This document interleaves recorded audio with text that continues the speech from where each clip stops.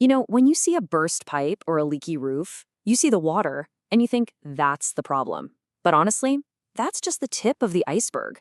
The real fight, the one that truly matters, is against what you can't see. It's that hidden moisture, the stuff that quietly wages war on your home, leading to mold and serious structural damage. So today, we're going to give you the playbook to handle not just that initial messy crisis, but the critical hours and days that come right after. Okay, so here's how we're going to break this all down. We're going to start with the invisible threats, the stuff that really makes water damage so sneaky and dangerous. Then we're going to get you thinking like a pro by understanding the different types of water you could be dealing with. From there, we'll walk through the actual restoration process, step by step. We'll even untangle that messy web of insurance. And we'll wrap it all up with a clear, actionable guide for what you need to do in those first crucial 24 hours. All right, first up, let's talk about those hidden dangers, because it's really not just about the puddle you can see on the floor. It's about everything happening behind your walls and under your floorboards, and why every single second counts. So you've managed to stop the leak. You breathe a huge sigh of relief. Problem solved, right? Well, not so fast. For a restoration professional, this is literally where the job begins. This is where the clock starts ticking on what they call secondary damage. That visible water, that was just the opening act. And boom, this is the chain reaction that kicks off almost immediately. You've got the stuff you notice right away, the peeling paint or the swollen baseboards, but the real enemy here is the stuff you don't see. Water wicking its way up inside your drywall, turning your insulation into a soggy mess, and causing your beautiful wood floors to start warping from underneath.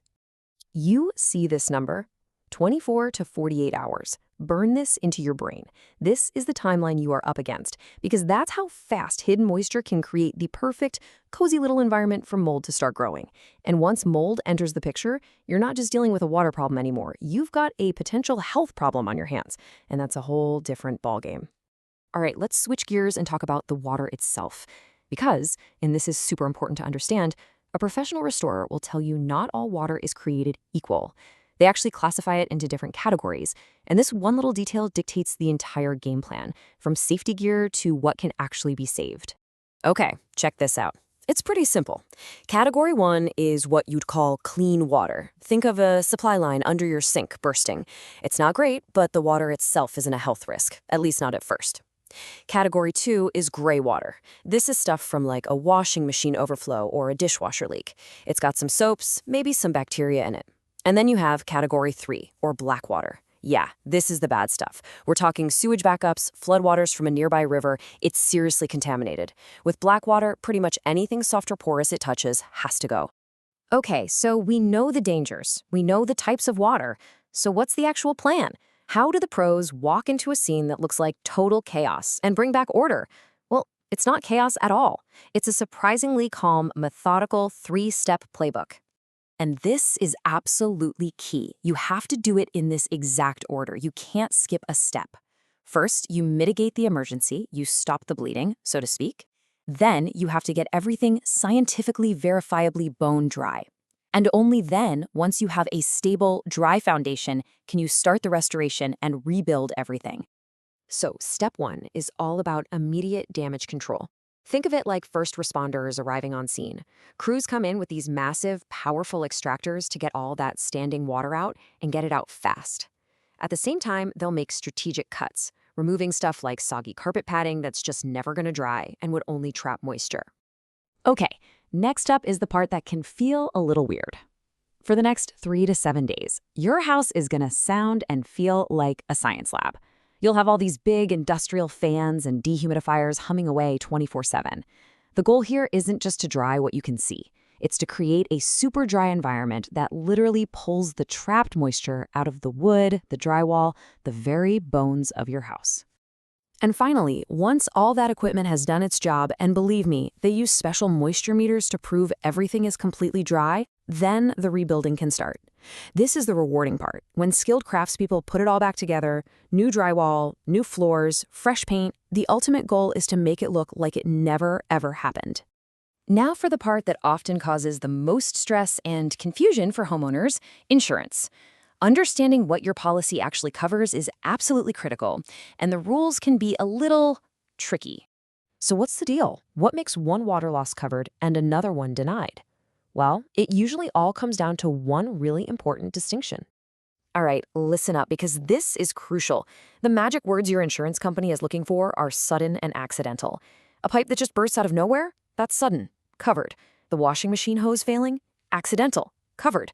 But that slow drip, drip, drip from a pipe behind the wall that's been going on for months, yeah, that's considered gradual damage and it's almost never covered.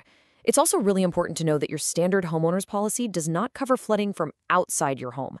For a river overflowing, you need a separate flood policy. And the same often goes for sewer backups. You usually need a special add-on or a rider for that to be covered. All right, let's bring this all home and make it super practical. Let's say you're the one facing that water emergency. What do you do right now? These first 24 hours are everything, and the moves you make can make a world of difference. Okay, if this happens to you, I want you to remember this checklist. First things first, safety. If you can do it without putting yourself in harm's way, shut off the main water valve and kill the power to the wet areas at the breaker box. Next, get your valuables, photos, laptops, important papers up and out of there.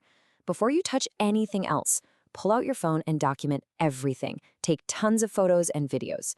Then, and only then, you make 2 phone calls, one to a certified restoration company and one to your insurance company.